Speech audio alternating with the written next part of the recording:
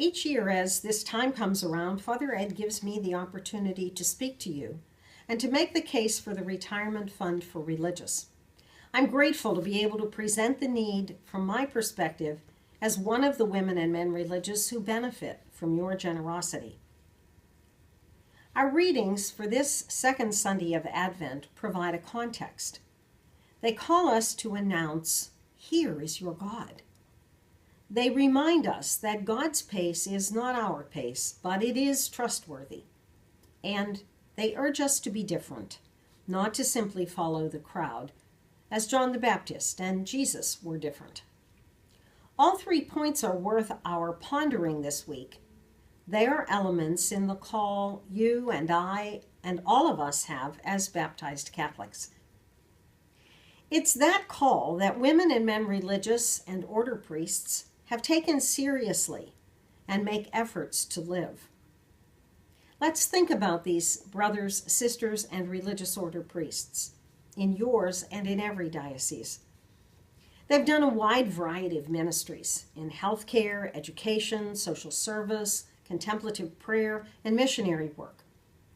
Fueling each ministry was a steady desire to reveal God's presence and to remind people of every age, race, and circumstance, look, here is your God.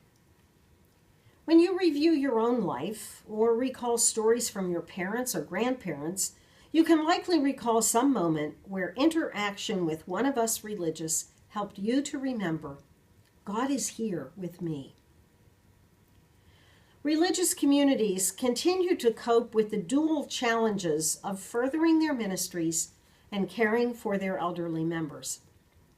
Both are essential. Those in active ministry are fewer. Numbers of those retired and needing care continue to climb. NRRO uses age 70 as a dividing line, though truly, very few of us retire at 70.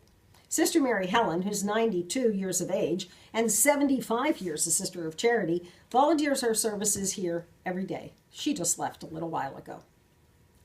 But according to NRRO, this year, religious under 70 are outnumbered by the over 70s by more than 2 to 1.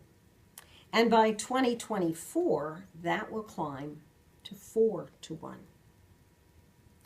Congregations have a lot of persons to care for as people live longer, healthcare costs escalate, and the number of wage earners diminishes.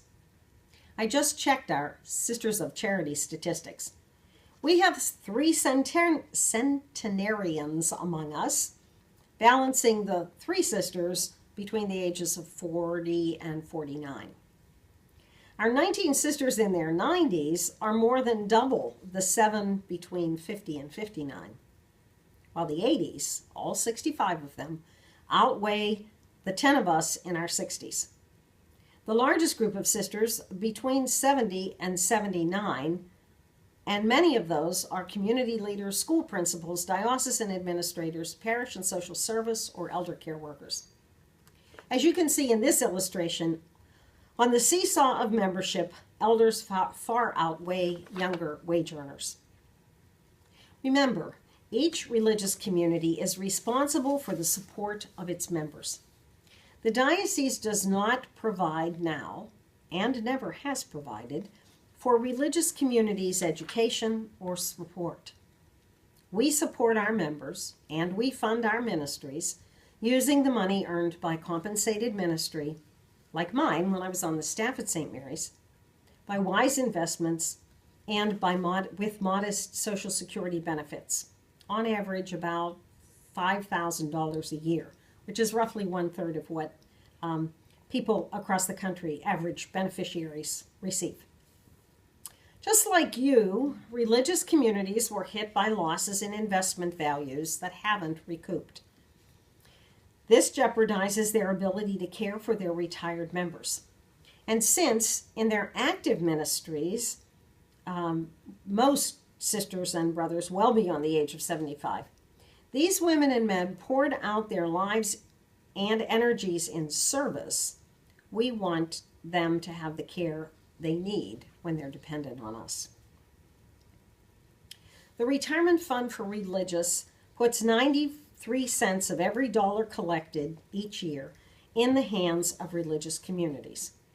Funds are allocated to communities on the basis of need.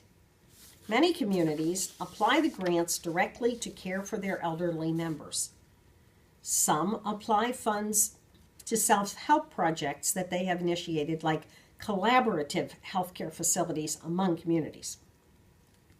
Other communities, assisted by the National Religious Retirement Office, utilize some of the monies to assess their financial situations, to chart a course toward fiscal stability, and to make all of the necessary and difficult decisions called for by the strategic planning processes that they undertake. We've been doing that. In all cases, the funds assist communities to meet their obligations to their elder members and thus free up other members to continue ministry where people most need them. Women and men religious are not particularly comfortable in the role of recipient rather than provider of charity and generosity, but we are enormously grateful for the support the collection provides. We take none of it for granted. On the contrary, like the Good Steward in the Gospels, religious communities have taken what God has entrusted them through the proceeds of this collection and have multiplied it to every degree possible. In this year of consecrated life, Pope Francis is spotlighting religious life and urging us to wake up the world to God's love and presence.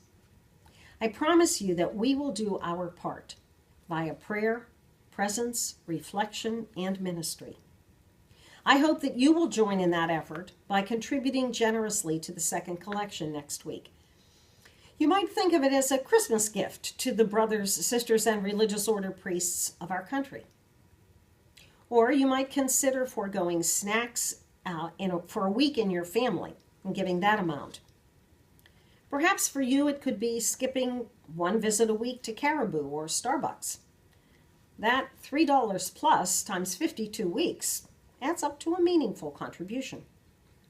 This week, when you are on the internet, check out the website www.retiredreligious.org for more information and motivation. You'll find a share in the care envelope in your envelope packet. Whatever you choose to contribute next week, you will be making a difference in the lives of aged brothers, sisters, and religious order priests. Today's first scripture reminds us that, like Isaiah's Jerusalem, we are called to lift up our voices and to announce the good news of this season. Here is your God. When you contribute to the Retirement Fund for Religious, you send the message, here is your God, by sharing in the care and making God's loving presence felt. On behalf of all the men and women religious I know, and the thousands I don't know personally, I thank you and assure you of their grateful prayer for you and for your generosity.